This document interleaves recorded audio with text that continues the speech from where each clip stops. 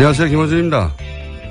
어제 우병우 전 민정수석의 공판에 출석한 장시호 씨는 최순실 지시로 김종 전 차관으로부터 서류를 받아 윤전추 전 행정관에게 전달한 직후 문체부 1차관이 교체됐다고 증언했습니다.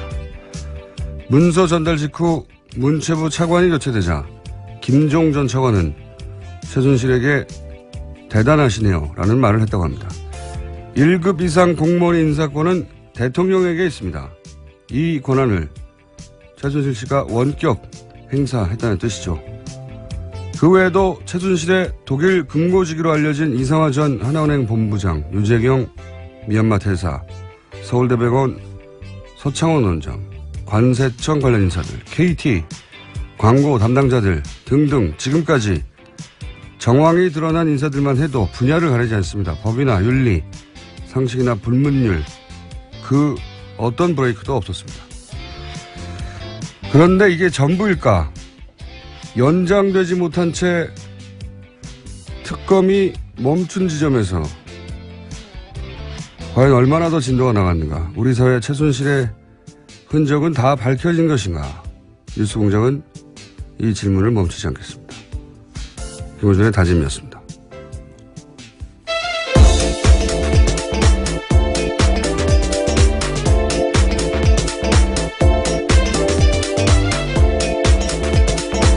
시사인의 김은지입니다. 네. 이 공판 관련 뉴스들이 사실은 공판장에서 이제 검찰이 자신들이 받아낸 진술들이 등장하기 때문에 굉장히 자세한 내용이 나오기 시작하는데 요즘 뉴스들이 너무 많다 보니까 자꾸 묻히고 있어요. 예. 그래서 오늘은 최순실 씨 관련 뉴스를 첫 뉴스로 좀 전하겠습니다. 자, 공판장에서는 어떤 이야기가 오갔습니까? 네, 어제 우병우 전 민정수석의 두 번째 재판이 있었습니다. 여기에 장시호 씨가 증인으로 나왔는데 다양한 발언들을 쏟아냈습니다. 지난 2014년 정윤회 문건 사건이 불거졌을 당시에 자신이 최순실 씨와 함께 있었다라는 겁니다. 최순실 씨가 밥 먹는 자리에서 전화를 하나 하고 왔는데 민정수석실에 도움을 청했다라고 이야기했다고 합니다. 그러면서 장시호 씨가 말하기를 최순실 씨가 통화를 하고 온 뒤 VIP에게 말씀드려야 하지 않겠냐. 그래도 유연이 아빠인데 이것을 덮어줘야지. 이렇게 죽일 수는 없지 않느냐라고 말했다고 합니다. 그래서 민정에서 해결해줬으면 좋겠다라는 말도 했다고 합니다. 이 공판장에는 이제 우병우 전 수석이 피고인석이 있었죠. 예. 근데 여기에 대해서 우병우 전 민정수석은 한마디로 말해서 날 아느냐, 날 본 적 있느냐. 장시호 씨는 본 적이 없는 거죠. 네, 예. 쏘아붙이면서 째려보기도 했다고 합니다. 예. 원래 이제 재판장에서 판사가 물어보기도 하거든요. 예. 직접 물어볼 말이 있느냐고. 그렇게 발언권을 줄 때 이렇게 물어볼 수가 있습니다. 근데 어제는 발언권을 주지 않았는데도 물어봤다고. 네, 끼어들어서 재판장의 제지를 받았다라고 예. 합니다. 직접 봤냐 이거죠. 예. 본인이 할 수 있는 가장 큰 공격인 거죠. 날 봤어? 나 알아? 이거 아니죠. 이거죠.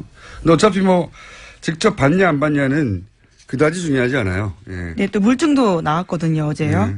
재판에서 장시호 씨가 지난해 7월 달에 최순실 씨 가방에서 민정수석실 문건 발견하고 찍어준 사진 파일 나왔었습니다. 여기에는 이철성 경찰청장, 우리은행장, KTNG 사장 등의 평가가 담겨있는 자료가 있었고요. 여기에는 민정수석실 검증 완료라는 메모지도 붙어 있다고 합니다. 민정에서 나온 문건에는 민정이라고 써 있어요. 예. 그래서 문서가 자기 혼자 갑니까? 최순실 씨가 민정수석실에 들어가서 이거 뜯어와서 가져왔나요? 책상 뜯고. 예. 문서가 나간 거죠. 근데 이제 저는 이거 보면서 무슨 생각이냐면 어제죠. 어제 법정 구속된 이영선 전 청와대 경호관. 예, 최순실. 벌써 그제가 됐습니다. 예, 그제군요. 최순실 씨에게 휴대폰을 몸으로 닦아서 줬던 하도 오래돼가지고 이제요. 예, 그 경호관이요. 근데 이 경호관은 특검이 마지막으로 영장을 청구했던 사람입니다. 특검 종료되면서 마지막으로 영장을 청구했는데 기각됐죠. 구속 사유가 안 된다고 이제 영장 판사가 판단한 건데, 근데 네, 1심 상당성이 법정은 부족하다 그랬습니다. 그렇죠. 구속과 절필은 뭐 있냐 이거죠. 한마디로 말해서. 근데 1심 법정은 법정에서 바로 구속시켜버렸어요. 그러니까 그 구속영장을 기각시킨 판사가 이후에 이제 우병우 전 민정수석, 우병우 민정수석 공판을 보다 생각이 난 건데 다시 또 기각을 시켰고 정유라 영장도 기각을 시켰죠.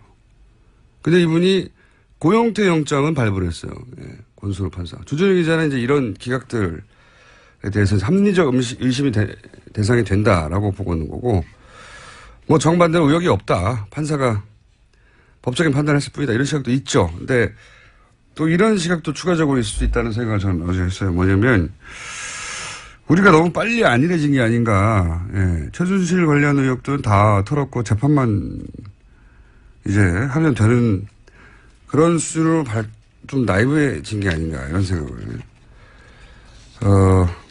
저는 했는데 어제 장시호 씨가 이렇게 말했잖아요. 서류를 주고 차관 인사가 나니까 김정돈 차관이 대단하십니다라고 이제 대단하다고 생각하겠죠. 문서 주는 즉시 최순실 씨가 차관이 바뀌었으니까요. 차관이 바뀌니까요.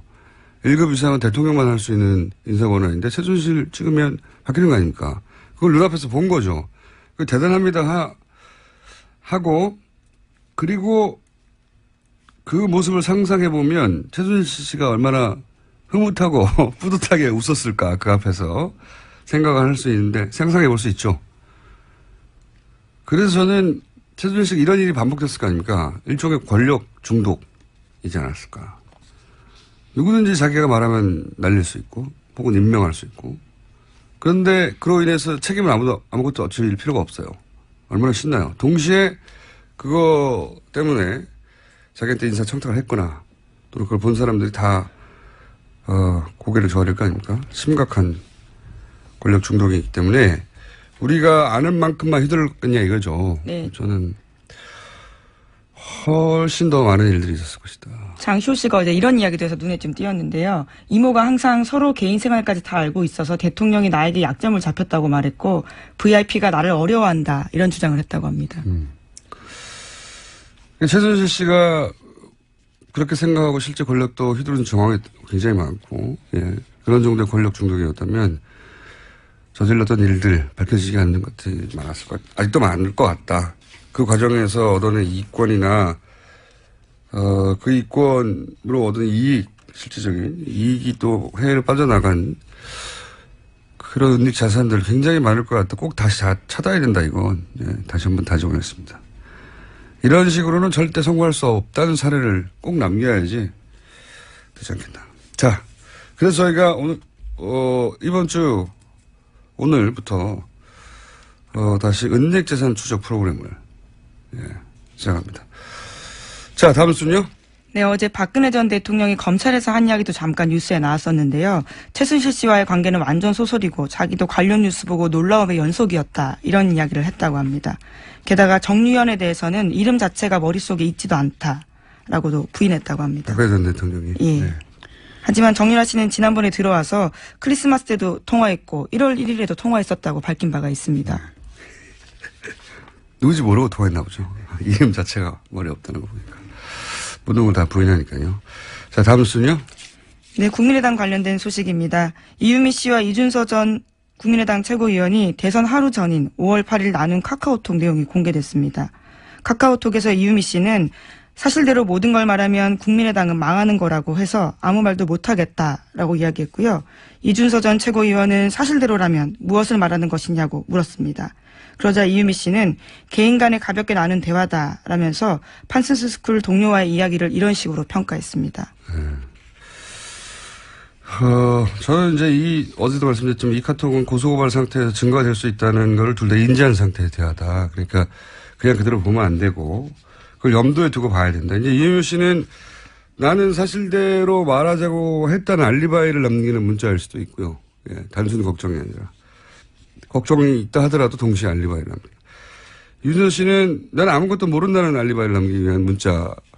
왜냐하면 이게 곧 공개될 수도 있다고 생각하면서 문자를 하는 거라는 거예요. 예, 당시 이미 고소고발이 되어 있던 네. 상태였습니다. 그리고 실제 이 대화가 좀 말이 안 되는 부분이 있어요. 왜 그러냐면 이제 이유미 씨가 사실대로 모든 걸 말하면 국민의당은 망하는 거라고 하셔서 아무 말도 못 하겠어요. 이렇게 얘기했단 말이죠. 이 말은 그 이전에 여러 차례 사실대로 말해야 하는 거 아니냐. 그 사실이 무엇인지는 제쳐두고라도 그런 얘기를 주고받았다는 얘기죠, 서로. 그런데 여기서 이준서 씨의 대답은 마치 처음 듣는다는 듯이 무슨 말이냐고 되묻거든요. 대화가 어색해요. 그렇잖아요? 이 앞에 이미 모든 걸 말하면 망하는 거라고 하셔서 아무 말도 못하고 있다라고 자기 처지를 호소하고 있는데 이준서 씨의 거기에 대한 대답은 무엇을 말하는 거냐고. 이렇게 되묻는단 말이죠. 처음 듣는다는 듯이. 이 대사 자체가 이 카톡이 앞으로 공개될 수 있다는 걸 염두에 둔 대사라는 거죠. 처음 들은 얘기가 아닌 처음 들은 것처럼 하잖아요. 예. 자, 앞뒤가 안 맞는 대사입니다. 서로. 관련해서 뉴스가 좀 많죠? 예. 네, 국민의당이 관련 폭로를 하기 4일 전인 5월 1일에 이준서 전 최고위원이 또 관련된 내용들을 박지원 당시 대표에게 보냈다고 합니다. 이 전 최고위원은 박 전 대표의 전화기 2대 중 한 대에다가 관련된 화면을 보냈고 통화까지 시도했는데요. 통화는 되지 않았고 재차 메시지를 보냈다라고 합니다. 하지만 박지원 전 대표는 이런 내용은 실제로 보고받지 못했다라고 당 진상조사단에 진술했다고 합니다. 그러니까 이제 당과 연결된 고리들은 없다. 예, 직접 당 최고 지도부하고 연결된 고리는 없다는 얘기인 거죠. 예. 본인 휴대폰이 하도 폭탄 문자가 많이 와서 놓고 다녔다는 거잖아요. 2개가 다른 있었는데. 폰을 썼다라는 다른 폰을 취지 썼다. 이야기인데요. 어쨌거나 한 핸드폰에 메시지가 들어갔다라는 건 사실이라는 거죠. 예, 그럼 비서관이 확인을 했지만 예. 뭐 이 정도로 중요하면은 따로 전달하겠지 하고 전달 안 했다는 거고요. 예. 이럴 수도 있습니다. 뭐 실제 이런 일이 있을 수도 있죠. 또는 유선으로 전달했을 수도 있고요. 네. 근데 여기서 중요한 건 어쨌든 당과 연결된 고리는 없다. 이것이 이제 당의 입장인 거죠. 현재까지. 예. 예, 하지만 당 진상조사단에서는 관련된 내용이 삭제됐는지 여부는 분석하지 않았다라고 밝히고 있습니다. 분석할 수가 없겠죠. 네. 이건 뭐 수사기관에서 해야 되지. 통신영장 받아서. 이용주 의원도 뭐 녹취를 사전에 들어보진 못했다고 하고, 당 지도부들은 이 사안이 이렇게, 기자회견 하기 전에는 허술한지도 몰랐고, 그리고 이걸 그렇게 활용할 줄도 몰랐다, 최고 지도부에서는. 그런데 이 내용은 며칠 동안 한 30번 이상, 네, 논평되고 막 하고 계속 했거든요. 공격적으로. 난리가 났었는데, 당 지도부는 사전에 인지하지 못했다. 예, 하지만 당 논평으로요. 국민의당은 한 사람의 제보를 가지고 기자회견을 할 정도로 무모하지 않다. 이렇게 5월 7일 낸 적이 있거든요. 그렇죠. 예. 그러니까 앞뒤가 안 맞긴 한데, 자, 현재까지는 그렇습니다. 다음 뉴스는요? 네, 어제 이유미 씨에 대한 구속영장 발부됐습니다. 법원은 이 씨의 범죄 사실이 충분히 소명됐고 사안이 중대해서 도주와 증거인멸의 우려가 있다고 밝혔습니다. 또 이준서 전 최고위원은 이미 피해자 신분으로 전환됐고 혐의도 이유미 씨와 같은 공직선거법상 허위사실 유포입니다. 그러니까요. 예. 근데 이제 이게 사전에 인지했는지 여부를 밝혀주는 내용은 현재까지는 아니에요. 예. 허위 사실을 유포하는 거는 사실이기 때문에, 예. 그래서 피의자가 된 것인지 아니면은 공모의 정황이 드러났는지는 지금 알 수가 없죠. 예. 어쨌든 그 카톡이 앞뒤가 안 맞는다는 얘기를 왜 아무도 안 하는지 잘난 척을 한번 하면서 다시 다음 뉴스를 다뤄봅시다. 네, 이준서 전 최고위원과 이유미 씨가 지난 주말에 안철수 전 대표 쪽과 접촉하려 한 정황이 포착됐다고 합니다. 이준서 전 최고위원은 실제로 안 전 대표를 만났다라고 하는데요. 두 사람은 지난 23일에 카카오톡 나누면서 이러한 대화를 했습니다. 이유미 씨가 안 전 대표와 직접 연락이 닿지 않느냐라고 이준서 전 최고위원에게 물었고요. 당시는 검찰 소환을 앞두고 당 안팎으로 이유미 씨가 구명을 할 때였습니다. 그리고 그 다음날 이준서 전 최고위원이 안철수 전 대표를 만났습니다. 그 자리에서 이 전 최고위원은 이유미 씨의 요청으로 안 전 대표를 5분간 독대했지만 고소고발 치아 문제만 이야기했다고 밝혔습니다. 독대에서 무슨 말을 했는지는 뭐 지금 본인들이 말하는 정도밖에 파악할 수가 없죠. 네, 고소고발권 취해야 된다고. 여기서 제가 주목하는 대목은 이거예요. 안철수 전 대표와 연락하기 위해서 이준서 전 최고위원이 물어본 사람은 이유미 씨라는 겁니다. 네. 이 대목을 이 대목을 짚자는데 당내에 많은 사람들이 있잖아요. 본인 최고위원이잖아요. 예. 다른 국회의원들이 아니라 이유미 씨한테 물었다는 거고 이유미 씨가 안철수 전 대표 측과 가깝다는 걸 아는 거죠. 충분히. 예. 직접 연락되지 않느냐고 말할 정도로. 그렇게 생각할 수밖에 없는 게 이유미 씨의 이제 과거 이야기를 계속했지만 좀 더 구체적으로 얘기하면 청춘 콘서트 때 실무자였어요. 청춘 콘서트 관련해서 전화를 해서 뭔가를 어레인지하려면 이유미 씨가 받았습니다. 당시에 청춘 콘서트 측에 연락했던 적이 있는 분들은 전화번호를 확인해 보세요. 이유미 씨 전화번호가 있습니다. 자, 가까웠다는 거죠. 자, 다음 뉴스는요. 네, 문재인 대통령은 어제 기내 간담회 가졌습니다. 거기서 2단계 북핵 해법을 다시 한번 강조했는데요. 핵 동결은 대화의 입구고 그다음에 그 대화의 출구는 완전한 핵폐기다라고 밝혔습니다. 문 대통령은 북핵 동결 단계에서 검증이 확실히 되지 않으면 다음 단계로 넘어갈 수 없다고 강조했습니다. 네, 언론에서는 2단계 북핵 해법이라고 하는데 당연한 거 아닙니까? 그래서 저는 여기에 이렇게 거창한 이름을 붙일 것까지는 없다. 대화를 하고 나중엔 핵폐기까지 가겠다는 거니까 뉴스가 아니라고 봅니다. 네, 다음 뉴스는요. 네, 그리고 또 기자간담회에서 한 이야기들이 또 화제가 된 게 있는데요. 연차 휴가 계획 밝혔습니다. 휴가를 언제 간다라는 계획을 세울 수는 없는데 그러나 저는 휴가를 다 사용할 계획입니다라고 이야기했는데요. 대통령의 연차 휴가는 21일입니다. 현재 하루 썼기 때문에 20일 남아 있습니다. 네, 별개다 뉴스가 되네요. 네. 자, 연차액을 다 사용할 계획입니다. 뉴스였고요. 다음 뉴스는요. 네, 문재인 대통령이 첫 방미 일정으로 나선 장진호 전투 기념비 방문이 미국 해병대와 한국전 참전 용사들로부터 뜨거운 반응을 얻고 있습니다. 미 해병대가 페이스북을 통해서 생중계한 문 대통령의 방미 영상에 댓글이 2,300개가 넘게 달렸습니다. 이건 저도 그 페이스북에 들어가 봤는데 제가 이제 인문학 전문하고 몇 차례 상징을 잘 다룬다고 했는데 굉장히 상징적인 장소거든요. 뭐 유명한 곳도 아니에요. 예. 근데 이제 미군 그 해병대 입장에서는 해병대 역사에 가장 많은 인원이 한 전투에서 사망했고 그리고 나서는 가장 많은 인원을 또 피난민들을 구출한 작전이 이어지기도 하니까 상징적인 장소예요. 근데 그 미국이 좋아하는 코드들이 다 있잖아요. 이런 거 참 잘 다뤄요. 그러니까 크게 패전하고 긴박하게 퇴각하다가 엄청난 피난민들을 구출하고 근데 그 피난민의 자손이 성장해서 대통령이 되고 미국에 돌아와서 자신의 부모를 구한 해병대 그 작전을 기리는 기념비 앞에 쓰고 뭐 이런 연설하고 이게 헐리우드 영화가 잘 써먹는 스토리라인 아닙니까? 미국인들이 굉장히 좋아하는 스토리라인 코드들이 실사판으로 나온 건데 하여튼 누군지 모르겠는데 청와대에서 아주 선수가 있어요. 제가 보기에는. 예. 잘 다룹니다. 이런 건. 그래서 실제 화제가 됐어요. 보니까. 그 화제라는 이야기를 듣고 찾아가 봤더니 페이스북이 그 미 해병대 페이스북을 누가 보겠습니까? 미 해병대가 보는 거예요. 그냥. 근데 어제는 북적북적 난리가 났더군요. 자. 네, 조회수도 굉장히 많고요. 근데 대부분 미국인들이 그걸 남겼어요. 네, 영어로 댓글이 달려 있습니다. 영어로 남겼다고 다 미국인은 아니죠. 우리도 영어 이름도 영어 이름이더라고요. 저 들어가서 봤는데요. 엄청 많이 달리건 맞습니다. 자, 다음 뉴스는요. 네, 문재인 대통령은 미 상원과 하원 지도부를 잇따라 만나서 한미동맹의 중요성을 설명했습니다. 또 사드 문제에 대해서도 이야기를 했는데요. 전 정부의 합의라고 해서 결코 가볍게 여기지 않겠다고 여러 차례 공언해 왔다고 이야기했습니다.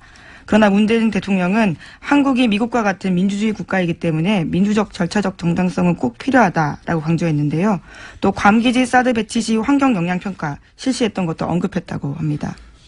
뭐 이런 기본적인 논리를 세우고 간 거죠. 예. 사실 여기다가 할 말은 없잖아요. 예. 한국도 미국처럼 민주국가여서 절차가 필요하다는데 뭐라고 합니까? 예. 기본 입장은 당연한 거라고 저는 봅니다. 자, 다음 뉴스는요.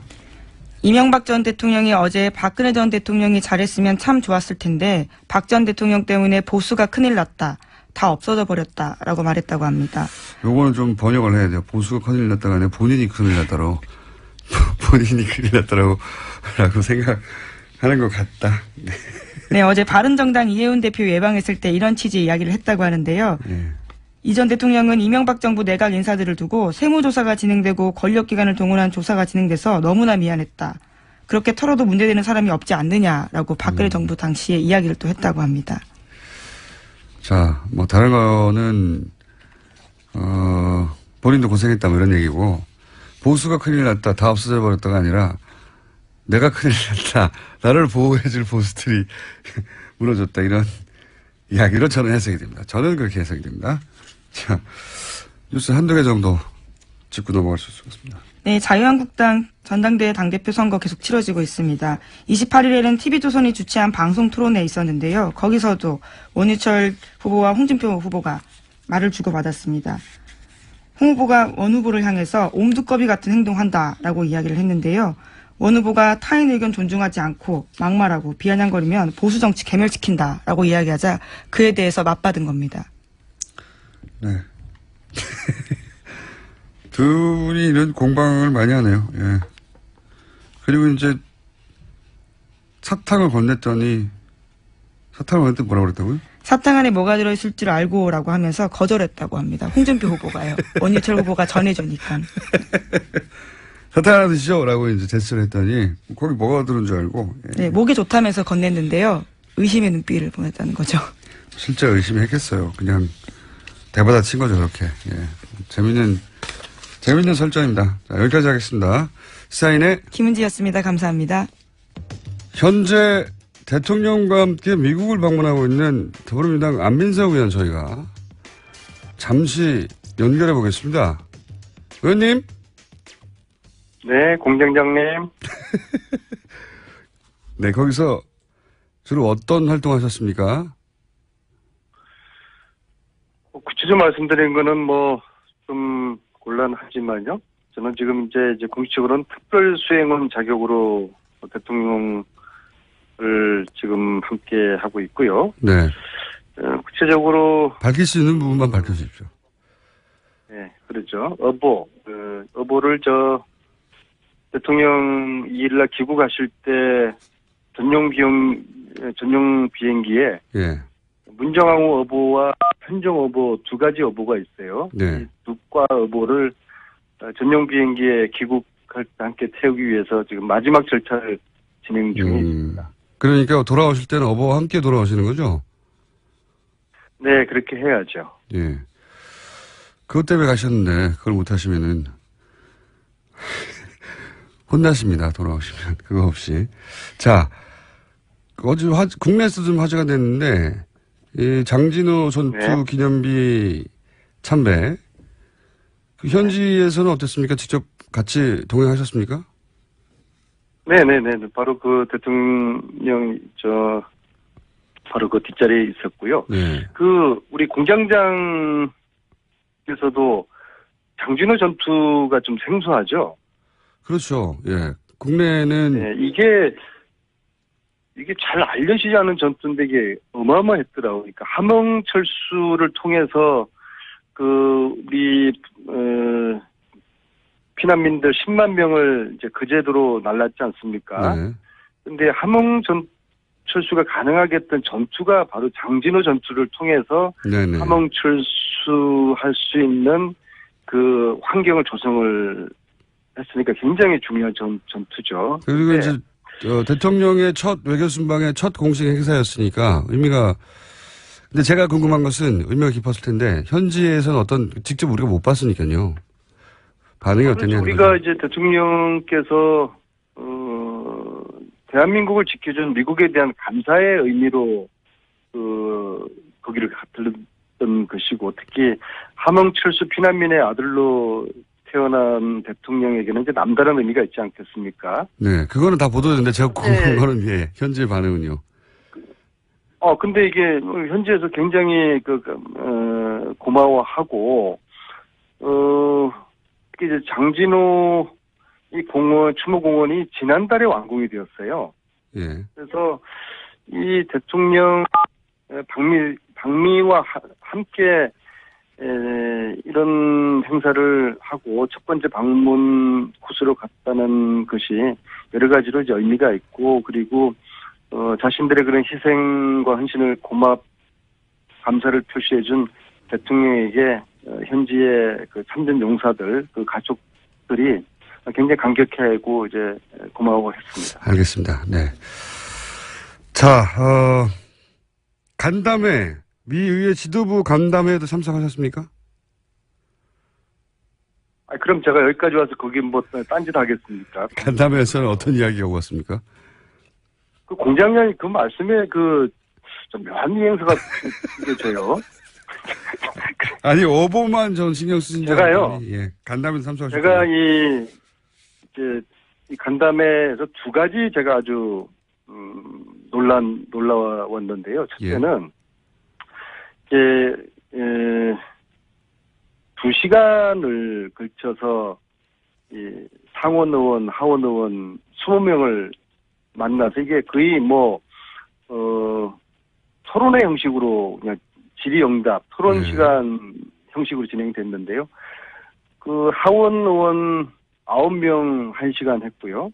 상원 의원 11명 1시간 했는데 총 2시간 동안에 상하원 모두 20명이 질문을 거의 다 했어요. 네. 우리 그 문재인 대통령께. 네네. 그래서 이 20명의 상하원 의원이 2시간 동안 질문을 했다는 게 제가 굉장히 놀라웠고요. 두 번째로는 20명이 2시간 질문하는 게 왜 놀랍죠? 20명이나 되니까 한 사람씩 질문하려면 2시간 걸리겠죠.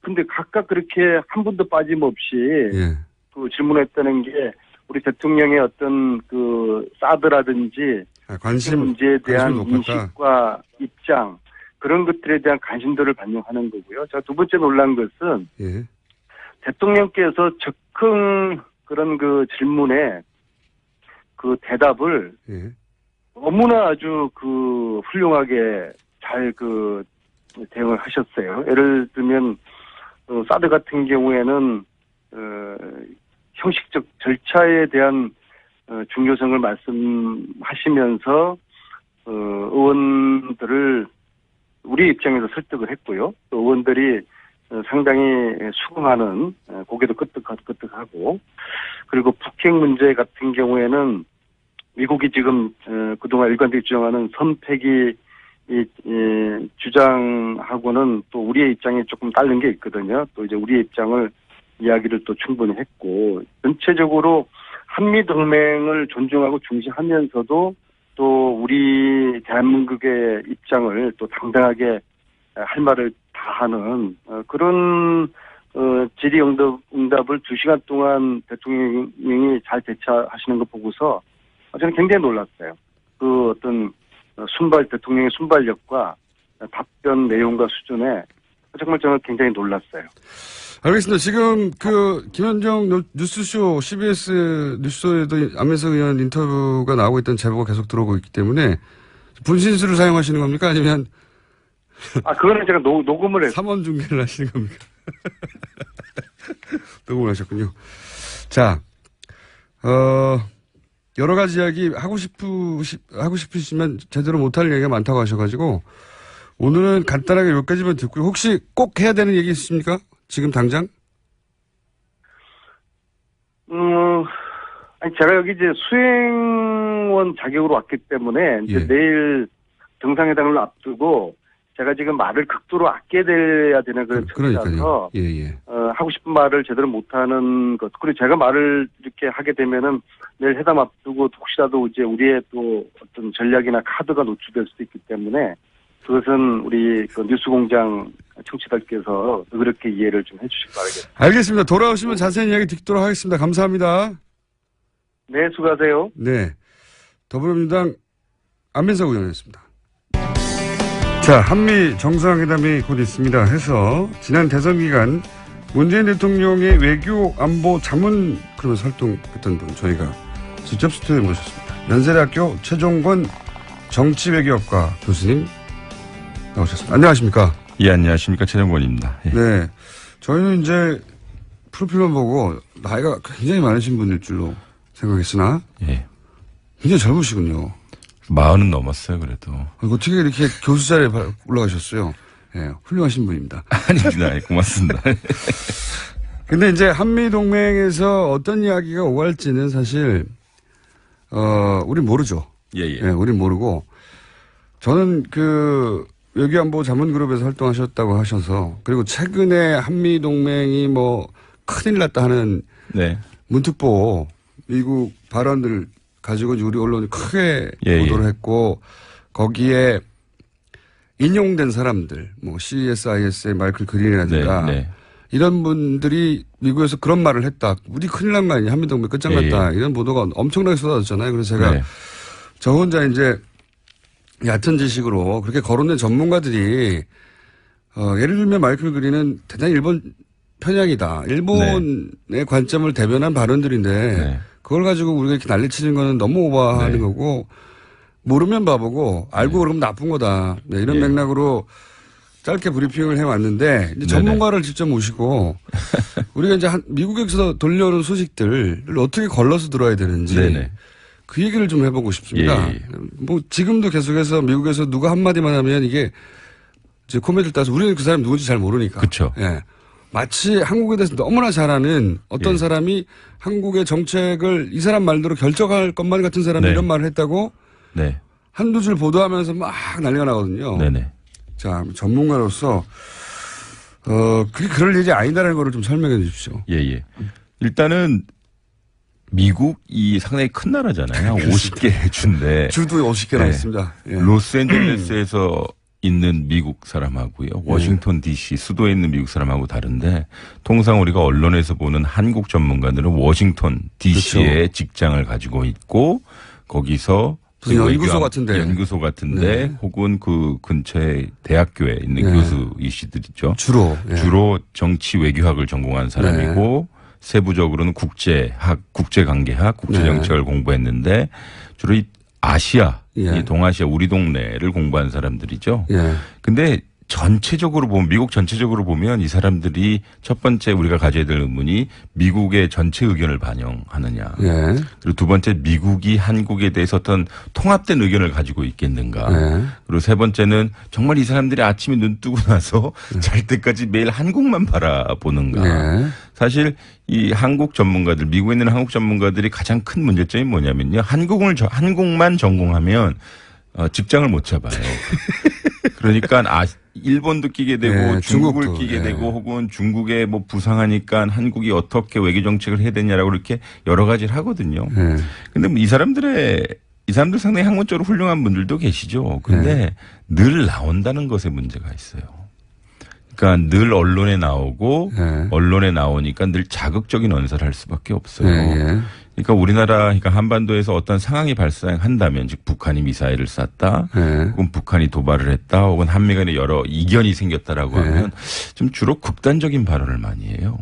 그래야 계속 코멘트가 따지니까요. 이를테면 예. 북한이 미사일을 쐈다 그러면 우리가 가장 필요한 정보는 어떠한 의도를 가지고 쐈겠는가 예. 그리고 왜 지금 쐈겠는가라고 하는 것이 중요한데 이거는 일종의 유추거든요. 그렇죠. 우리 있으면 서울에 있는 전문가들도 무슨 고급 정보를 받아서가 아니라 예. 북한이 쐈다? 그러면 우리가 이거 아니겠어? 예. 이거 아니겠어? 유추를 하는데 예.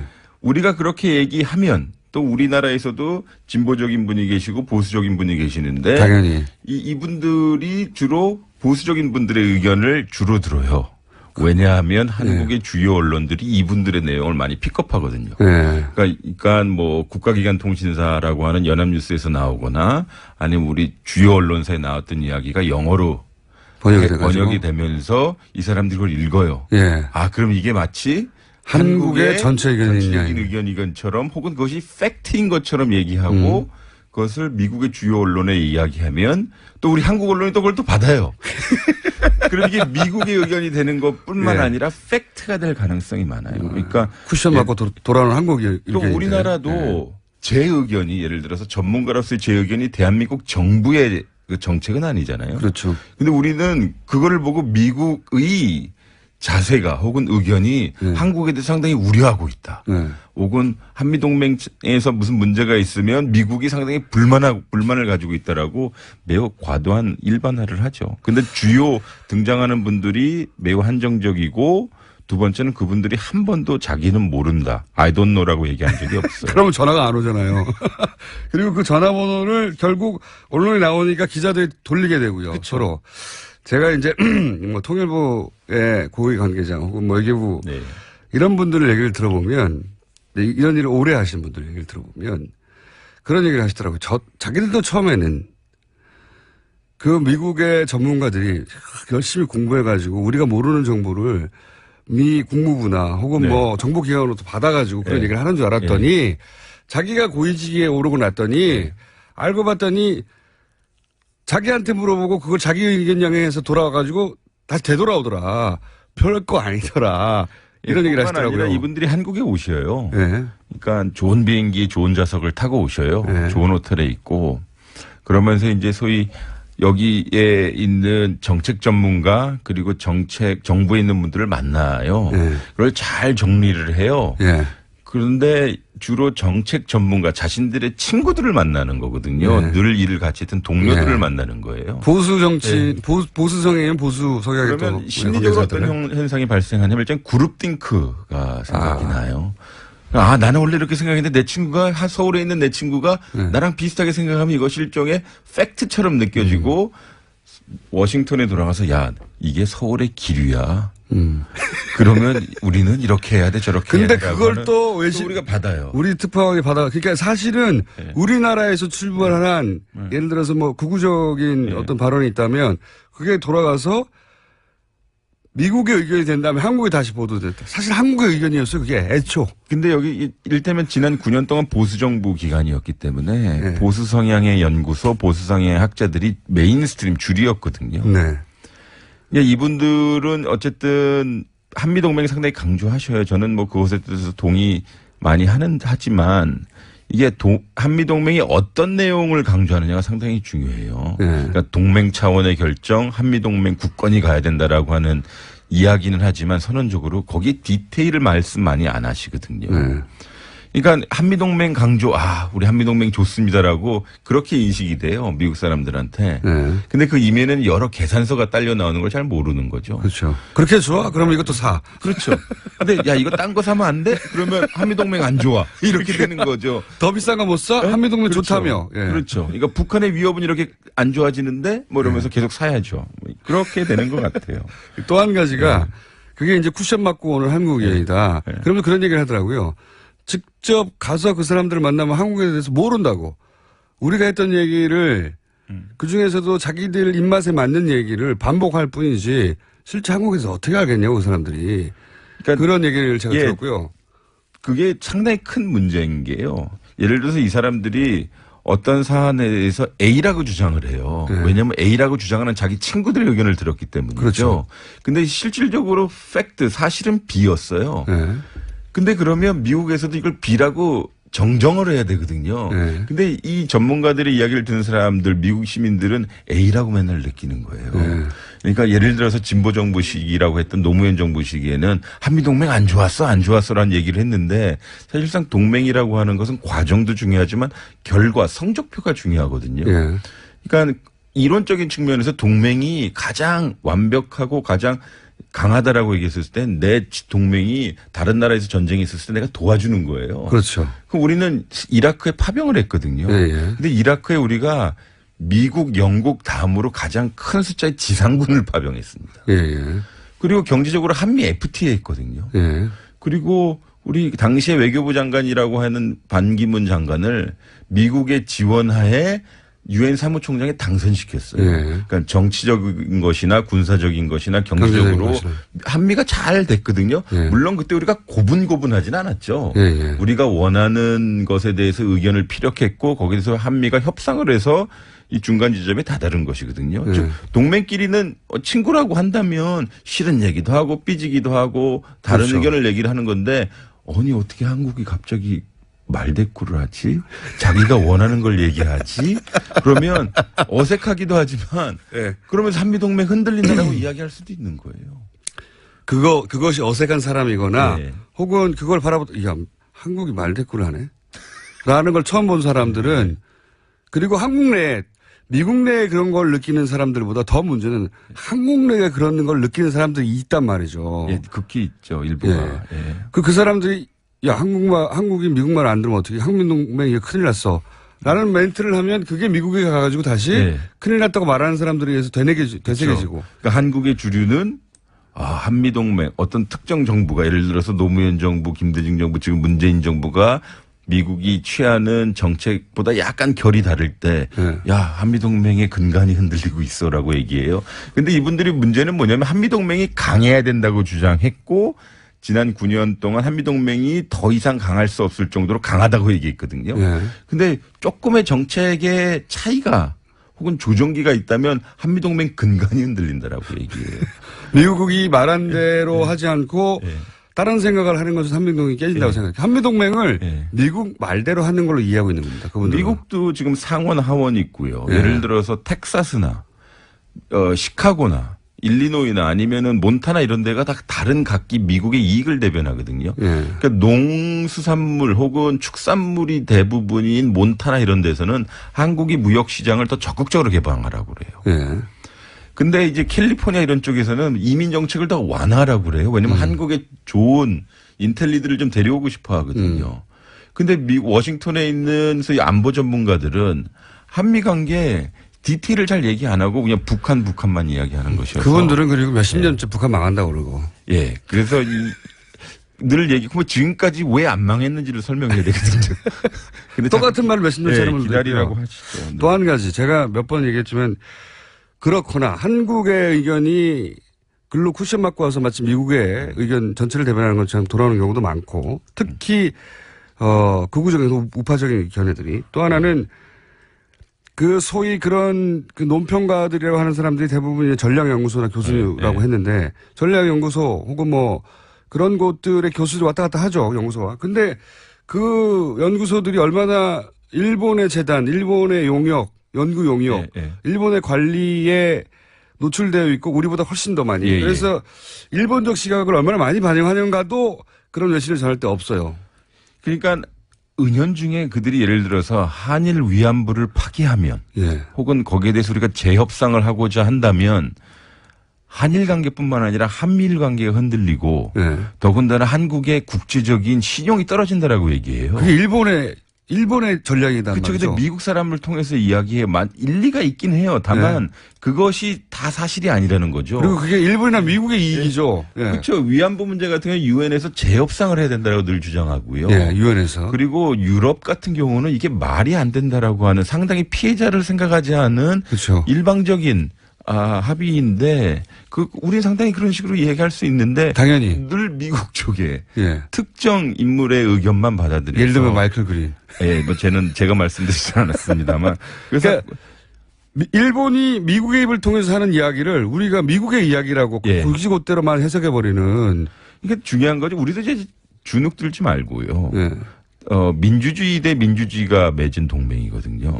근데 동맹의 영역으로만 들어가면 우리가 가지고 있는 민주주의를 포기해야 된다는 느낌이 들어요. 예를 들어서 우리 국민의 권익, 우리의 이익, 그리고 민주주의의 적법성과 절차성이 동맹만 안에 들어가면 동맹 차원의 결정이라는 이름으로 많이 우리가 포기해야 한미동맹이 유지돼요. 그래야 잘하는 것처럼. 근데 미국 사람들도 민주주의 상당히 중요하게 생각하고 특히 요새 민주주의를 많이 갈망하거든요.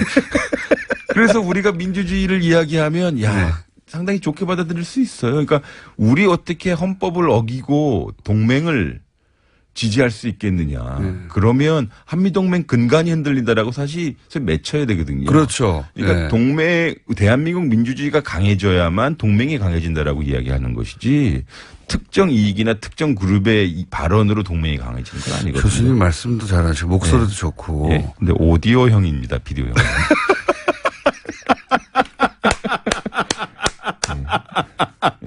고맙습니다. 동의!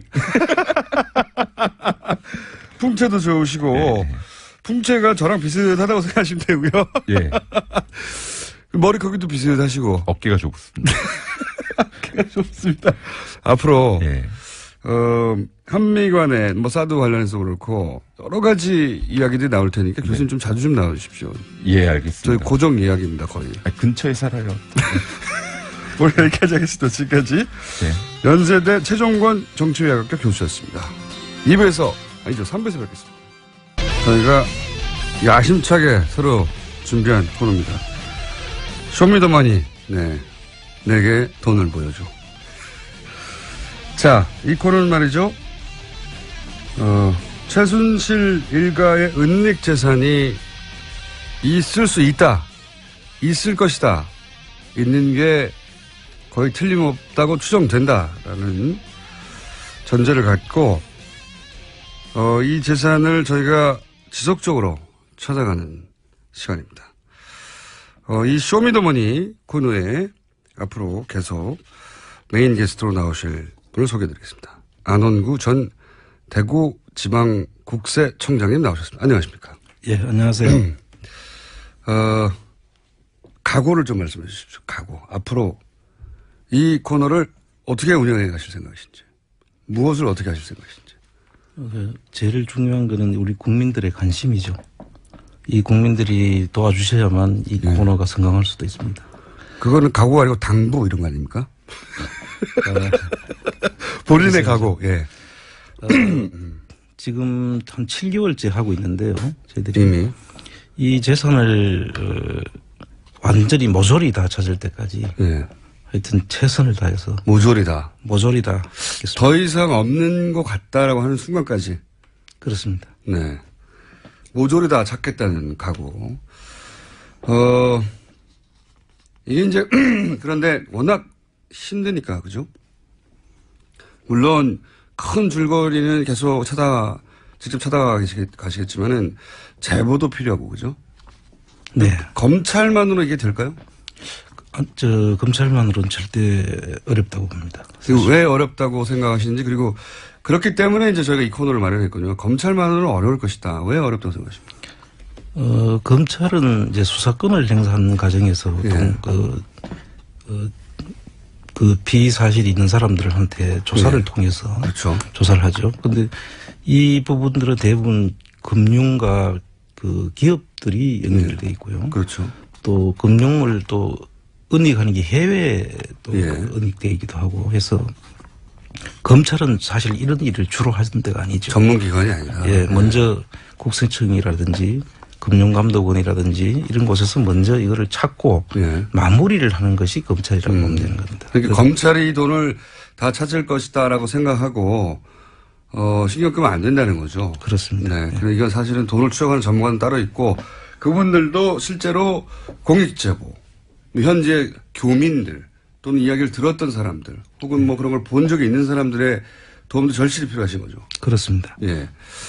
자, 그러면 오늘은 이 시간은 앞으로 어떤 일을, 어떤 부분을, 어떤 재산을 추적하게 될지, 큰 틀에서 한번 요약을 해 볼 생각입니다. 이런 얘기를 들어보시고, 저 분야라면 혹은 저 지역이라면 나도 듣거나 보거나 한 게 있다 하시는 분들은 저희 방송이 또 국제적으로 많은 분들이 듣고 계시기 때문에 방송을 들으신 분들 도움을 절실히 저희가 요청하는 바이고, 자, 최순실 재산은 얼마나 될까요? 이런 얘기 많이 들어보셨겠지만. 사실 이 최순실 재산이 얼마가 될지에 대한 질문을 많이 받습니다. 그런데 이 질문은 저는 상당히 우문이라고 생각을 합니다. 네. 지금 현재는 이 찾고 있는 단계고요. 네. 그리고 부동산이라든지 예. 또 금융 형태로 펀드나 기업의 지분 형태로 들어가 있는 경우에는 이 전체적인 평가가 필요하지 않습니까? 예. 그래서 이 평가를 하지 않고 사실 이거 평가가 다 돼 가지고 얼마가 된다고 우리가 확정을 할 수 있으면 이 조사가 더 이상 필요가 없는 상태가 되겠죠. 네. 그런데 대부분 이 부분을 많이 묻는데 이거는 다 확정이 되고 난 뒤에라야 저희들이 말씀드릴 수가 있겠습니다. 모른다라고 하시고 혹시 박근혜 최순실 일가 관련하여 물론 뭐 합법적이고 정상적인 재산도 당연히 있겠습니다만 우리가 생각하는 이제 불법적으로 축제된 부분 그런 거를 이렇게 조사하시면서 어떤 특징 같은 걸 발견하신 게 있습니까? 공통된 특징은 보면 이분들이 그동안의 재산 형성 과정에서 예. 어떤 특별한 그 직업이라든지 사업이라든지 이런 것을 통해서 재산을 형성한 흔적이 없는데 지금 보니까 흔적이 없다. 지금 나타난 것은 여러 군데서 지금 엄청난 재산들이 형성되어 있다는 것을 저희들이 확인할 수 있었습니다. 그 재산을 도대체 어떻게 만들었냐 이거죠. 그렇죠. 예. 뭐 예를 들어서 그 재벌들 물론 그 과정이 투명하지 않거나 혹은 불법적이거나 권력하고 결탁한 부분이 있지만 아 저런 사업에서 돈을 벌었구나 알 수는 있는데 이 일가의 공통된 특징은 직업이 없다는 거죠. 그렇습니다. 딱히 예. 돈은 많은 것 같다는 거죠. 그러니까 의심을 살 수밖에 없는 거죠. 그렇습니다. 예. 자 그러면 모든 게 그렇듯이 종잣돈이라는 게 있지 않습니까? 그렇죠. 예. 출발이라는 게 있지 않습니까? 이 종잣돈은 어디서부터 시작됐다 이렇게 보십니까? 지금 그 당시에 여러 정황을 가지고 판단해보고 또 주변의 이야기를 들어보면 최초에 이분들이 그 최태민 씨가 은평구에서 새방에서 시작했다고 하지 않습니까? 지독하게 가난했다는 게 그 당시 가족들의 이야기입니다. 예. 네. 그런데 어느 날 갑자기 엄청나게 좋은 대저택으로 이사를 가고 네. 또 뭐 많은 땅을 가지고 사설 금고에 엄청난 재산이 들어있고 네. 또 빌딩을 소유하게 되고 네. 그래서 이분들이 그 재산은 어딘가 하고 저희들이 계속 추적 중에 있는데요. 특정 시점에 갑자기 이렇게 된 거죠. 예, 네. 그 특정 시점이 구국봉사단을 만드는 그 시점하고 비슷한데요. 그리고 그 해외에 가보니까 해외에서는 이 박정희 정권 자금들 그 프레이저 보고서에 나오는 자금들하고 연계되어 있는 정황들도 많이 드러나고 있습니다. 그렇군요. 그러니까 구국봉사단이라는 것을 최태민 씨가 그 수장으로 활동하기 시작한 시점 그리고 미국의 프레이저 보고서에 박정희 비자금의 실체가 확인된 적이 있는데 저희가 아니라 미국 의회가 조사를 해서 밝힌 보고서죠. 근데 그 비자금과 연결된 흔적들을 해외 조사 과정에서 많이 발견했다. 네. 구체적으로는 앞으로 이제 저희가 여러 편으로 나눠서 할 거기 때문에 예를 들면 뭐 프레이저 보고서 편 따로 나오면 그때 아주 구체적으로 말씀을 드리겠고 지금 현재 국세청이 이 관련 의혹들을 조사를 하기 시작했다고는 하죠. 예, 지금 그 하기 시작했다고는 하는데요. 지금 그 부분에 대해서는 제가 의문이 좀 드는 게 국세청이 할 수 있는 그 부가제척 기관이라는 게 있어요. 조사를 할 수 있는 기관. 형사법에서는 공소시효라고 하죠. 그 국세청에서도 조사를 할 수 있는 기간이 정해져 있는데 비슷한 거. 부가제척 기관입니다. 그 기간이 5년이고 조세범 처벌법에 의하더라도 10년까지 연장할 수밖에 없습니다. 예. 그래서 사실 그 저희들이 재산 근원까지 찾아가려면 국세청이 할 수 있는 범위가 한계가 있죠. 종잣돈을 찾을 수가 없군요. 그렇게. 그렇습니다. 그 이후 그 존속단이 어떻게 불어났는가 하는 과정을 일부 찾을 수 있지만 그렇습니다. 지금은 이제 이 뿌리부터 찾아가 보자는 게 저희 프로젝트니까요. 예. 자, 그러니까 국세청도 특별법이 제정되거나 따로 뭔가 특별한 규정이 마련되지 않으면 현재로서는 종잣돈을 찾기 어렵다. 예, 그렇게 말씀드리고. 그러나 저희는 한번 시도해 보겠다는 겁니다. 그리고 구국봉사단도 말씀하셨는데 구국봉사단 이후에 유경재단도 자주 등장하지 않습니까? 그렇습니다. 유경재단의 흔적들도 있습니까? 예, 유경재단 흔적은 뭐 사회 문제까지 일으켜 가면서 그 가족들까지 재산 다툼을 했다는 거 아닙니까? 그러면서 5천 살인 사건이 생긴 거죠. 네. 그래서 그런 부분들을 속엔 다 돈이 들어 있습니다. 사실은 그 갈등의 핵심은 예, 그렇습니다. 그래서 지금도 뭐 재수사를 해야 된다고 하지만 그 돈을 받으러 나갔다가 뭐 그런 사고가 일어났다고 지금 짐작을 하고 있지 않습니까? 네. 그 사고 뭐 이거 말씀하시니까 제가 잠깐 짧게 언급하자면 오촌살인 사건의 공식적인 발표로는 두 사촌 간의 돈 문제로 이제 그런 일이 벌어졌다는 것이고 제가 뭐 주진우 기자가 오랫동안 취재한 바로는 그게 아니라 어떤 돈을 받으려고 하는 어떤 돈을 받으려고 했던 약속된 과정에서 그 끝에 이런 살인 사건이 일어났다고 저희는 알고 있습니다. 네, 저도 그렇게 듣고 있습니다. 예, 뭐 이건 또 다른 주제니까 엄청나게 큰 주제니까 다른 코너에서 다뤄보기로 하고 그런 말씀을 하신 거죠. 네, 그렇습니다. 결국 돈 때문에 벌어진 일이다. 자, 그렇게 종잣돈 얘기도 하겠지만 그 이후에 쭉 거의 40여 년간 그 종잣돈이 이제 불려지는 과정이 있지 않습니까? 네. 불려지는 과정. 여기서 이제 해외에 각종 페이퍼 컴퍼니들이 등장하고 뭐 독일이 등장하고 하지 않습니까? 그렇습니다. 요것도 앞으로 다룰 텐데 특히 이 부분은 국내에서 거의 언급이 안 되다가 사실상 안홍구 청장님이 독일을 가서 실제 말로만 듣다가 네. 실제 그 현장도 찾아가 보고 네. 또 그런 페이퍼 컴퍼니도 찾아가 보고 하면서 점점 확신을 하시게 된 거잖아요. 그렇습니다. 이 대목도 좀 설명해 주십시오. 저희들이 이제 독일을 간 게 아마 올해 연초인데요. 네. 연초에 참고로 자비로 추적 중이십니다. 이게 무슨 기관이나 예. 또는 뭐 정부나 틀림없이 그럴 것 같다고 생각하시죠? 아닙니다. 안홍구 청장님은 지금 자비로 이 추적을 하고 있습니다. 네. 돈 좀 필요하십니까? 돈을 찾으면 일부 주는 거 아니에요? 아, 목적이 나왔어요. 목적이. 쇼미더머니의 목적이. 예를 들어 진짜로 한 1조를 찾으면 그중에 일부를 포상금으로 줍니까? 원래 국세청에서? 그것까지는 제가 국세청에서 주는 건 아니고요. 네. 아마 잃어버린 돈을 찾아주면은 일부 보상금으로 주는 걸로 알고는 있습니다. 네. 돈 주고 그랬을 때 주인이 감사. 예. 아무 근거 없는 얘기였습니다. 보상금은. 자. 지금 저희들이 독일을 가서 보니까 페이퍼 컴퍼니를 많이 만들어 놨어요. 네. 이제 보통 페이퍼 컴퍼니는 세금을 줄이기 위해서 조세 피난처 같은데 네. 페이퍼 컴퍼니를 만드는데 이분들은 세금 목적보다는 자금을 이전해서 네. 국내에서 숨기기 위해서 간 것 같이 보입니다. 네. 그런 페이퍼 컴퍼니가 한 독일에 한 400개에서 500개 정도. 저희들이 찾은 것만 그렇습니다. 찾은 것만요? 그 뒤에는 엄청나게 더 있을 수도 있죠. 네. 지금 저희들이 한계가 있으니까 네. 저희들이 접근하는 방법은 상당히 우회적으로 접근을 하고 있으니까. 그래서 한 400~500개 정도 저희들이 지금 찾았고요. 그다음 나머지 것들은 뭐 더 있을 걸로 보지만 국내 부분도 또 있습니다. 국내에도 이분들이 가지고 있는 회사의 형태를 보면 대부분의 그 실질적인 회사 운영 형태가 아닙니다.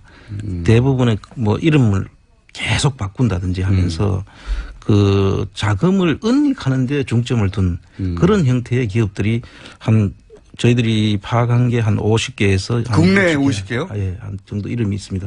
그런데 그 이름들은 일부는 이름들이 계속 바뀌기 때문에 네. 어떤 하나의 기업이 몇 번 이렇게 이름을 거쳐서 세탁되는 경우도 있을 수 있고요. 해외에서 세탁하는 방식과 거의 똑같은 방식으로 국내에서 하는 거군요. 유사한 방식입니다. 그런데 해외는 이제 주로 페이퍼 컴퍼니 속에 부동산을 숨겨놓는 형식인데 이 국내에는 주로 금융장난을 치는 과정에서 만들어지는 경우도 많이 있죠. 금융장난이라고 하면 예를 들면은 뭐 저축은행에서 돈을 불법 대출을 받는데 예. 그 회사 이름들이 등장을 하거든요. 그럼 불법 대출을 받고 난 다음에 그 회사는 실패하면 저축은행에서 돈을 빌려준 것은 그냥 그 불법 대출로 해서 형사처벌을 하고 말았는데 그 돈을 빌려간 회사는 없어져 버린 거죠. 돈을 받고. 돈이 사라지는 거죠. 그렇죠. 돈이 사라지는 거죠. 그런 식으로. 예를 들면. 예. 그런데 어쨌든 국내에도 대략 50여 개 정도의 일용 회사가 설립된 거는 추적이 어느 정도 됐다. 네. 대단하네요. 그리고 또 뭐 네덜란드 아주 작은 회사가 최순실 일가의 옷 회사에 2천억 투자하고 이 얘기를 한번 했었습니다. 그렇습니다. 예. 다른 나라도 있다면서요? 뭐 이집트에 어쩌고 하는. 예, 이제 이 페이퍼 컴퍼니를 만들어주는 회사가 있습니다. 그 만드는 걸 중개하는 은행이 있고 네. 또 업자들이네요. 예를 들면 뭐 아주 큰 은행입니다. 예를 들어 UBS 같은 네. 스위스 뭐 유니온뱅크 같은 경우입니다. 굉장히 큰 은행이죠. 예, 그런 은행에서 자금을 숨기려고 가면 네. 이러이러한 과정을 거쳐서 페이퍼 컴퍼니를 만들어 오라고 하는데 그거 어디서 잘 만든다. 그런 거죠. 예를 들면 브로커들이 있군요. 예, 파나마에 있는 그 모색 폰세카라는 그런 그 회사는 법률 회사예요. 예. 그런데 그게 전문적으로 이런 페이퍼 컴퍼니를 만들어주는 회사입니다. 브로커 회사군요. 예. 그게 이번에 밝혀진 거죠. 뉴스타파에서 ICIJ에서 판사 보도에 나온 그 내용들이 일부 밝혀진 겁니다. 그렇군요. 그러니까 그런 페이퍼 회사를 파나마의 전문 브로커를 통해서 만든 다음에 네. 그런 다음에 그 페이퍼 컴퍼니를 통해서 어쨌든 자금을 은닉하는 방식으로. 그렇습니다. 그래서 그거를 이집트 얘기는 뭡니까? 그 이집트는 이제 그러한 그 모색 폰세카는 아닌데 그 유럽에도 그런 회사들이 좀 있습니다. 그 독일에도 있고요. 네. 그 중에서 어디든 없잖아 있군요. 예, 다 있습니다. 그래서 그 회사에서 최순실 일가의 그 페이퍼 컴퍼니를 만들어준 사람이 있는데 그 사람하고 연계된 사람이 또 독일의 이태리에 있는 회사께 다시 독일에다 또 독일 지점을 만드는데 그 사람이 관여를 합니다. 그래서 그 관여한 사람을 내용을 보니까 그 이태리에서 돈이 들어와서 700억 정도를 그 이집트에다가 후라이팬 공장을 만든다고 하면서 후라이팬 공장. 이제 투자를 하고 그때 당시에 이집트에서는 그 산업통상부 장관격인 분이 나와서 그 기자회견에 참여도 하고 그러죠. 크게 그림을. 그런데 그 실제로 이집트의 공장이 만든 데는 한 뭐 50억에서 한 5억에서 한 30억 정도 수준이면 충분히 만들 수 있는 금액인데 한 700억이 그쪽으로 투자되는 걸로 그렇게 하면서 제3국을 이용한 자금 세탁 그런 구조가 있을 수 있습니다. 전문가의 영역이군요. 그러니까 5억 10억이면 될 일을 700억을 넣었다고 하고 나머지 그러면 690억 정도는 어디론가. 그렇습니다. 네. 훌륭하네요. 네. 그리고 또 그런 얘기도 잠깐 하신 적이 있어요. 뭐 아예 은행이 뭐 예를 들어 과거 동국권 같은데 은행이 설립된 다음에 그 은행에서 뭔 일을 한 것 같은데 그 은행이 나중에 사라지고 뭐 이런 거.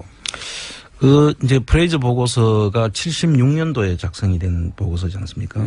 1976년도인데 그 이후에 그럼 자금이 어디로 흘러갔을까를 저희들이 이제 추적을 하고 있는 중인데요.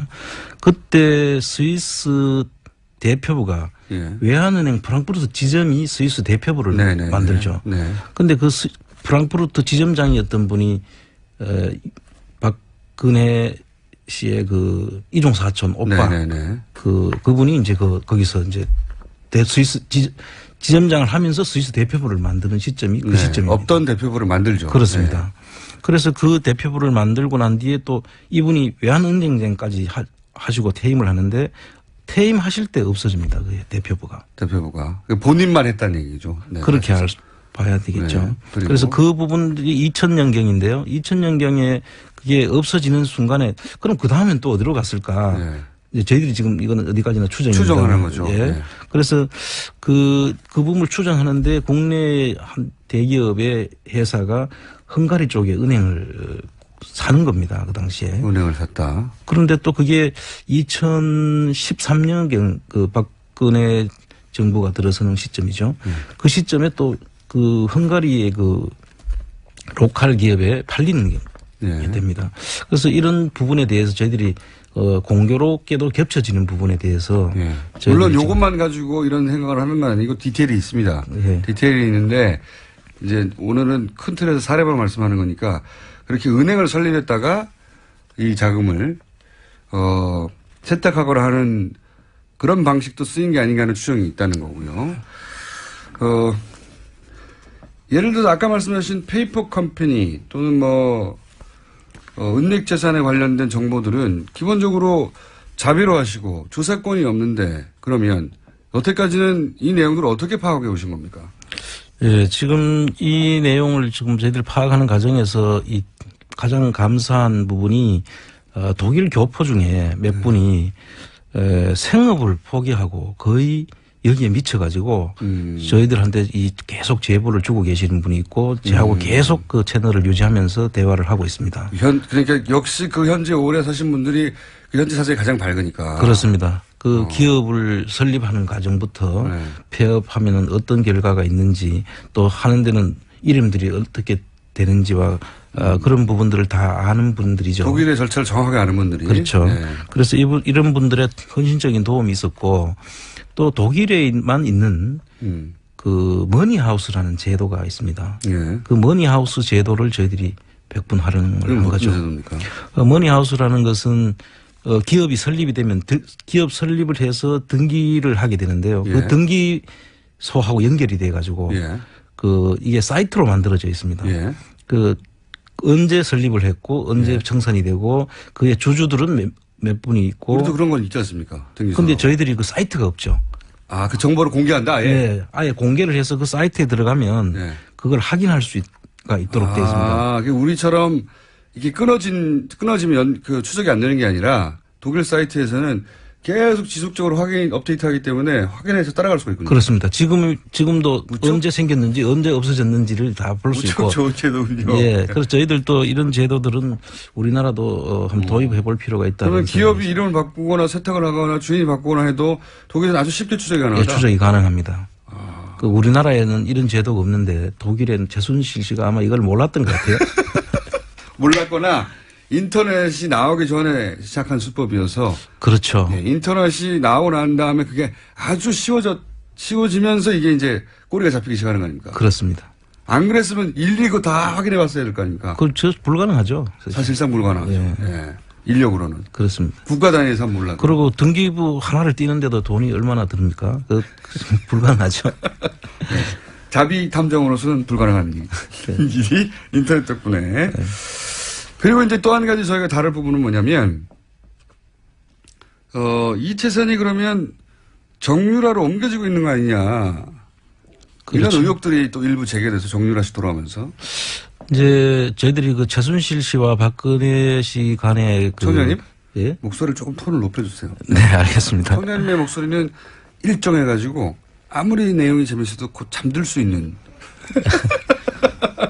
내용은 좀 재밌거든요. 아주. 예. 목소리를 조금만 올려주시고. 그렇겠습니까? 네, 예. 일부러 억지로 이렇게 해주십시오. 네. 이 두 분은 최순실 박근혜 씨는 경제 공동체다. 뭐 또 일설에는 나왔죠. 한 몸이다까지 네. 지금 이야기를 짐작하고 있지 않습니까? 그런데 이분들이 그 소생들을 보면 자식들을 보면 박근혜 씨는 자식이 없고 네. 최순실은 정유라가 유일한 자식으로 네, 돼 있죠. 그리고 이 정유라에 대해서 두 분이 들인 공을 보면 대단하죠. 거의 대단하죠. 대단합니다. 자식 단순한 자식으로 보기 어려울 뭐 오히려 누구 자식인지도 모를 정도까지 왜 이렇게까지 하나는 의문들이 많이 다 있죠. 의문들을 가지고 있죠. 사실은 결국 말 사주다가 다 들킨 거잖아요. 그렇죠. 이게. 이 사건도 예. 거기서 출발이 된 거고요. 예. 그래서 이분들이 결국 정유라한테로 이 많은 자금들이 뭐 사회에 환원할 생각은 없었을 거고. 그러면은 전부 다 정유라에게 갔지 않겠나라는 게 이게 뭐 공동 그런 추측이죠. 추정을 하다가. 네, 예. 그렇죠. 그래서 이래 보니까 그 당시에 그 KB 프랑크푸르트 지점장 예. 그분하고 그리고 또 저 부분이 있죠. 그 평창동에 예. 평창동이란다. 평창군에 정유라 최순실의 명의로 되어 있는 땅이 있죠. 네네네. 거기 아방궁을 지으려고 했다고 하는 보도가 있었죠. 예. 그 보도가 이명박 정부 때 네.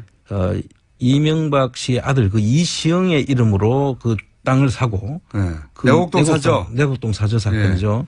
그거 저희한테 들켜가지고 못했는데. 그렇죠.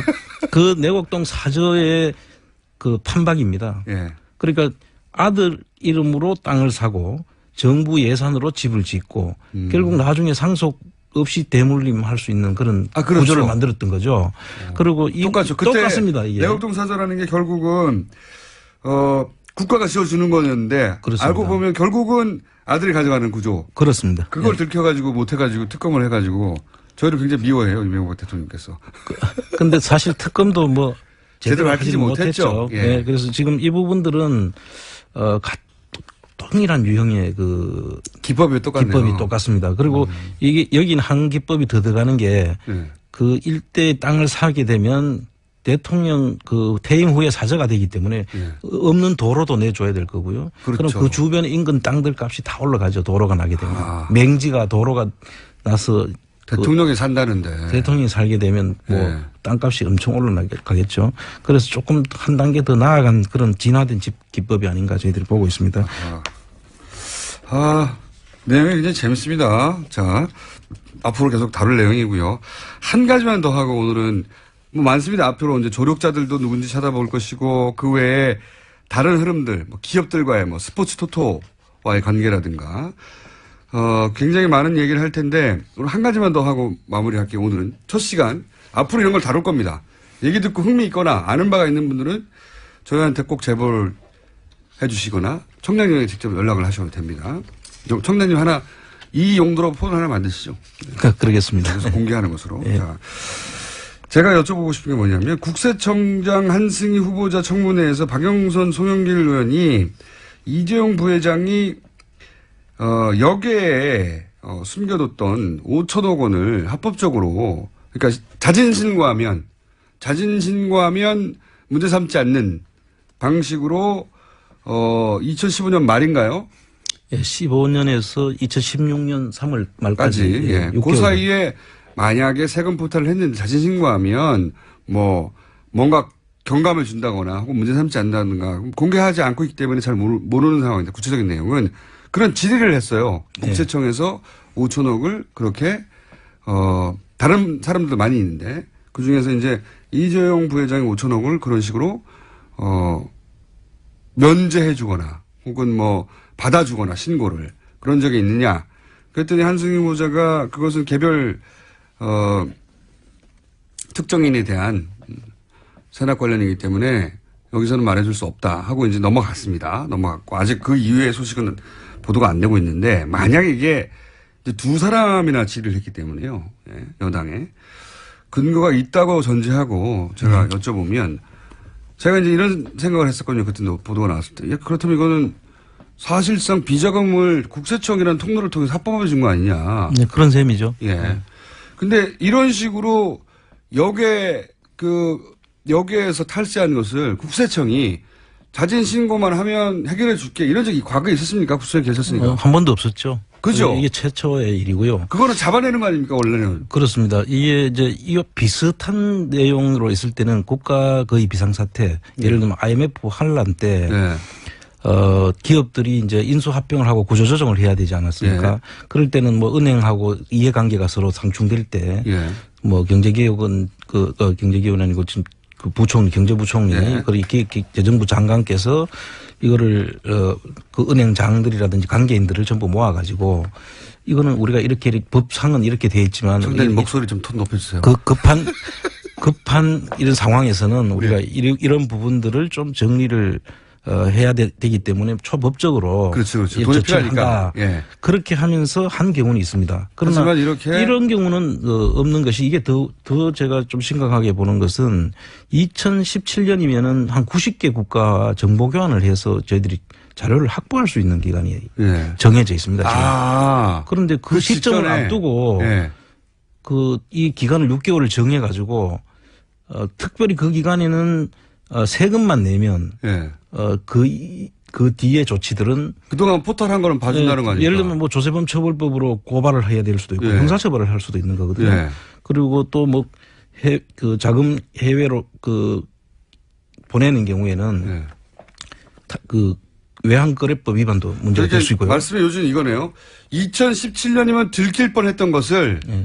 2015년에 자진신고하면 봐줄게라고 하는 이례적인 방식으로 합법화하는 창구를 열어줬다 이렇게 해석할 수 있다는 거 아닙니까? 제가 볼 때는 이제 그렇게 상당히 의심이 되는. 진짜로 그런 식으로 5천억이 들어왔다면? 근데 지금 이제 그날 또 확인은 안 해줬죠. 안 해줬죠. 이재용 씨는 아니다고 말하지도 하지 않았고. 않았고 이제 맞다고도 NCMD를 하잖아요. 했는데요. 예. 다만 이제 제가 볼 때는 꼭 그 사람만 한 거는 아닐 테고 예. 뭔가 그 시간에 뭐 그렇게 쫓겨가면서까지 할 필요가 없다 저는 그렇게 보는 것이고요. 그런데 이제 저희가 이 시간에 언급하는 이유는 뭐냐면 그렇게 이례적으로 국세청이 조세 포탈한 것을 이렇게 봐주는 그런 기간을 만들었다면 혹시 그 기간이 최순실과 그 삼성 간에 이런저런 딜이 오가는 기간인데 혹시 이 딜이 패키지 딜 중에 하나가 아니었을까 하는 의문을 가지는 거죠. 그렇죠. 그때 당시에 미르 재단이 그 설립이 된 것이 2015년 10월 27일로 제가 기억을 하고 있거든요. 네. 그런 시기에 그 2015년 10월 1일부터 2016년 3월 31일까지 6개월간을 그 자진 신고 기간으로 했는데 자진 신고제라고 이름을 붙이는데 사실 제도는 계속돼야 제도죠. 그렇죠. 원포인트로 그냥 하고 마는 거고 이 뒤엔 절대로 안 된다라고 하는데 그리고 또 2017년도에 와서는 그 금융정보 공개 서로 교환을 할 수 있도록 그 협상이 이루어져 있는 상태에서 이걸 급하게 이렇게 할 이유는 없죠. 오늘 여기까지 하겠습니다. 이상하죠. 자, 쇼미더만이 앞으로 이런 주제들을 오늘은 겉핥기만 한 겁니다. 예. 심도 있게 다뤄서 결국은 은닉된 재산을 다 찾아낼 때까지. 네. 그 사이에 목소리 톤을 높여주시고요. 노력하겠습니다. 제2의 폰도 자비로 마련해 주십시오. 알겠습니다. 자, 오늘 여기까지 듣겠습니다. 지금까지 안원구 전 국세청장이었습니다. 대구 국세청장이었습니다. 감사합니다. 감사합니다. 친절한 AS. 오늘은 게스트에 대한 문자가 많습니다. 오늘 2부에 등장하셨던 연대 최종건 교수님에 대한 문자 팬심이 폭발했습니다. 네. 신해철 씨 빌런한다고 하고, 네. 목소리 미남이라고, 네. 짱, 좋아요 등등 자주 모시도록 하겠습니다. 쇼미더머니 코너에 대한 반응도 많네요. 완전 초반가움. 특히 국세청 직원인데 응원합니다. 청장님이 계신 게 너무 자랑스럽습니다. 이런 문자도 왔고 후원 방법 좀 알려달라고 하시는데 네 모르겠습니다. 저도. 자, 불친절한 AS. 오늘은 대부분이 이 두 게스트에 대한 반응입니다. 그리고 해외 청취자들 전화 연결 안 하고 누가 멀리 듣나 안민석 의원만 자꾸 연결하냐고. 미국인데 미국 가깝지 않냐고. 미국도 꽤 멀죠. 이것은 저희가 한 달에 한 번씩 네, 가장 멀리서 문자 보내주신 분 정해서 인터뷰할 테니까 기다려 주십시오. 여기까지 하겠습니다. 인기 코너 까칠한 미식가 황교익 마칼렘스트. 오늘은 전화 연결입니다. 안녕하십니까? 예, 안녕하세요. 황교익입니다. 요즘 바람이 나셨어요. 스튜디오 안 나오시고 자꾸 지방으로 돌아다니시고. 그렇지 않습니다. 뭐 일이 좀 많아가지고요. 지금은 또 뭐 하십니까? 지난주에는 영화제 때문에 그러셨고. 예, 부산에 영화제 때문에 내려가 있었고요. 오늘은 알쓸신잡 오늘 촬영이 있어요. 그래서 지금 기차 타고 지방 가는 길입니다. 같이. 그러니까 겨우 다른 프로의 촬영 때문에 이 중요한 방송을 지금 빠지고 기차를 타신 거 아닙니까?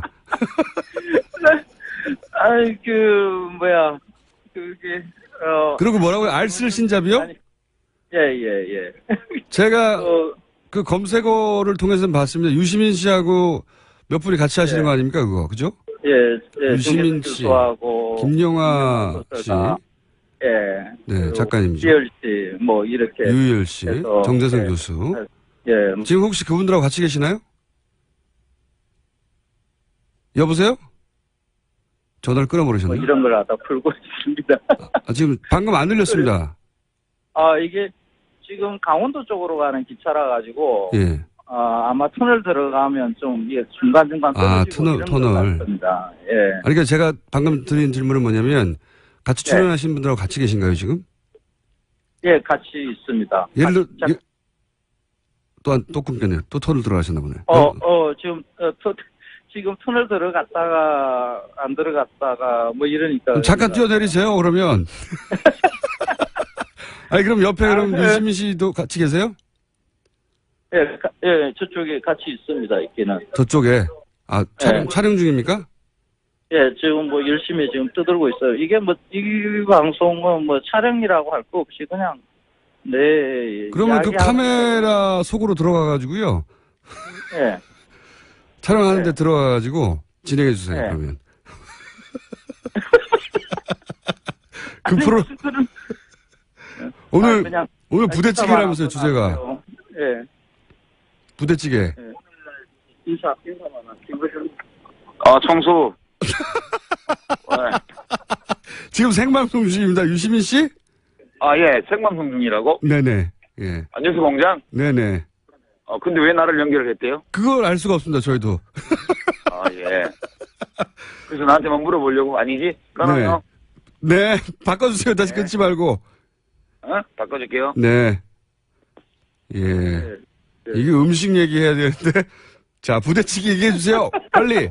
부대찌개 어떻게 먹어야 됩니까? 네. 부대찌개는 네. 우리는 이렇게 이야기해요. 보통 이야기 미군이 들어와서 미군 부대에서 먹던 여러 음식물 쓰레기 터널도 방해하고. 예. 꿀꿀이 죽으로 이렇게 해 먹던 것 그게 중간에 부대찌개라는 이름으로 이렇게 음식을 우리가 먹게 됐다. 예. 그런 거죠. 예. 예. 근데 사실 그 이야기는 1980년대 이후에 만들어진 이야기고요. 아, 그래요? 예. 부대찌개와 그 꿀꿀이죽하고를 같이 연결로 잡으면 안 되거든요. 어허. 실제로 그 꿀꿀이죽이라는 음식이 있기는 있었어요. 예. 그러니까 미군 부대에서 나오는 음식물 쓰레기들을 가지고 끓여서 먹는 것에 대한 1950년대, 60년대의 그런 신문 기사들도 등장하거든요. 그것을 차마 먹지 못하는 그런 먹을 수 없는 음식을 먹는다는 그런 안타까움 같은 게 있습니다. 네. 그리고 60년대에는 보면 유엔탕이라는 이름으로 그런 음식에 뭐 시래기도 넣고 해서 이렇게 팔렸던 게 남대문 시장이나 이런 데에서 팔렸다라고 하는 그런 기록들도 있어요. 아, 그러게 부대찌개라는 게 아무 뿌리 없이 그러니까 갑자기 쓰레기 모아서 먹기 시작한 했다는 것은 나중에 만들어진 스토리다. 아. 그렇죠. 근데 그 부대찌개, 우리가 먹는 그 부대찌개는 일종의 김치찌개의 일종이거든요.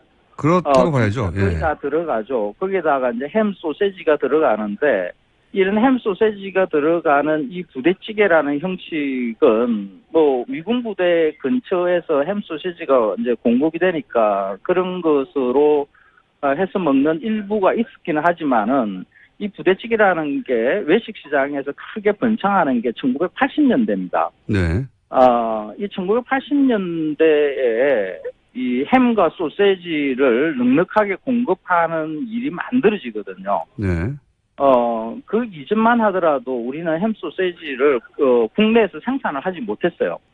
그런데 1984년, 85년 무렵에 국내에서 햄 소세지를 만드는 국산 햄 소세지가 시판이 됩니다. 예. 그런데 한국인의 음식 습관에서는 이 햄 소세지가 그렇게 적극적으로 받아들일만 하지 못하거든요. 빵을 주식으로 하고 있지도 않고 그것을 포크 나이프로 가지고 쓸고 빵 사이에 넣고 해서 이렇게 먹는 게 조금 어색하죠. 예. 그래서 소비가 그렇게 많이 안 돼요. 그래서 그 소비를 늘리기 위한 전략으로 부대찌개가 이렇게 등장하기 시작합니다. 그렇군요. 국산 햄 소세지를 이렇게 소비를 늘리기 위한 방식으로 한국인들이 다 좋아하는 그 찌개 아이템에다가 이 햄 소세지를 넣는 방식을, 그리고 이 부대찌개라는 게 그냥 엉뚱한 것이 아니라 그 한국 전쟁 이후에 우리의 서민들이 즐겨 먹어왔던 그 음식의 맥락 안에 있는 것이다라는 스토리를 이렇게 만든 거죠. 아, 이게 그러니까 결국은 또 업자발 판촉 전략으로 부대찌개의 신화에 탄생했군요. 네, 그렇다고 봐야 됩니다. 그래서 그런 게 한두 개가 아닌데 계속 이 코를 통해서 많이 밝혀지고 있는데. 그래서 늘 그 부대찌개에 대한 설명들을 할 때 예전에 그 한국 전쟁 직후에 먹었던 꿀꿀이죽 이 이야기부터 끄집어 나오는 게 그게 맞다. 사실 그게 좀 불편해요. 꿀꿀이죽 이야기하는 게.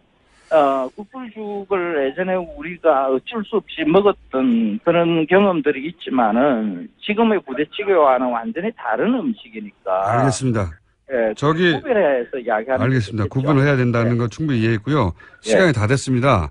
다 돼서. 예, 알겠습니다. 다 됐다고 아니군요. 제가 시계를 잘못 봤습니다. 오늘 엉망진창이네요. 예. 선으로도 끊기고 막 유시민 씨 중간에 튀어나오고 유시민 씨한테 그런 식으로 튀어나오지 말라고 경고해 주시고요. 예. 자, 그러면은 꿀꿀이죽에서 유래됐다고 하는 그리고 소위 말해서 부대찌개가 쓰레기 모아서 먹었다고 하는 것은 예. 그 햄소세지를 처음 만들었던 업자들이 잘 안 팔리니까 맞습니다. 판촉 전략으로 만드는 신화에 가깝다. 도시 전설에 가깝다. 맞습니다. 지금 우리가 햄소세지를 먹는 방식을 보면 아마 부대찌개로 먹는 게 가장 많을 겁니다. 그리고 그렇죠. 햄소세지 이런 그 돼지고기 가공품들을 우리가 많이 먹어야 되거든요. 예. 돼지고기 소비에서 이런 가공품들이 뭘 많이 먹어야만 이 돼지 전체를 다 소비하는 좀 합리적인 소비가 될 수 있거든요. 그래서 이런 방식의 부대찌개를 통해서라도 햄소세지를 많이 먹게 만드는 거 이런 전략이 기업이 아니라 그 사회적인 측면에서 봤어도 긍정적이기도 해요. 그래서 그 이야기는 근원이 어디에 있다라는 것은 알고 그렇다고 해서 이거는 무슨 전에 기업 활동에 의해서 우리가 입맛이 조작된 것이다 이렇게까지 생각할 것은 없고 부대찌개 맛있잖아요. 꿀꿀이죽에 그러면 계속 등장하는 네. 꿀꿀이죽의 유래는 뭡니까 혹시? 그 꿀꿀이죽은 그 말 그대로요. 거의 돼지나 먹을 만한 그런 돼지나 먹을 만한. 그 미군 부대의 음식 쓰레기를 예. 그대로 가져와서 그냥 들통에 넣고 끓이는 거죠. 그렇군요. 그걸 예전에 진짜 먹고 살기 힘들 때 먹었다는 그것은 분명한 사실이고요. 그거 자체는 사실인데 예. 이렇게 연결할 일은 아니다. 그렇죠. 예. 이것은 엄연히 판촉 전략이었다. 그렇죠. 우리가 먹고 살만하기 시작하면서 먹었던 음식이다 이렇게 생각하는 게 바르다고 봅니다. 알겠습니다. 알습 친자 네, 오늘 녹화 잘 안 되길 빌고요. 예. 다음 주에는 스튜디오에 직접 뵙겠습니다. 감사합니다. 그래요. 고맙습니다. 네, 황교익 씨였습니다.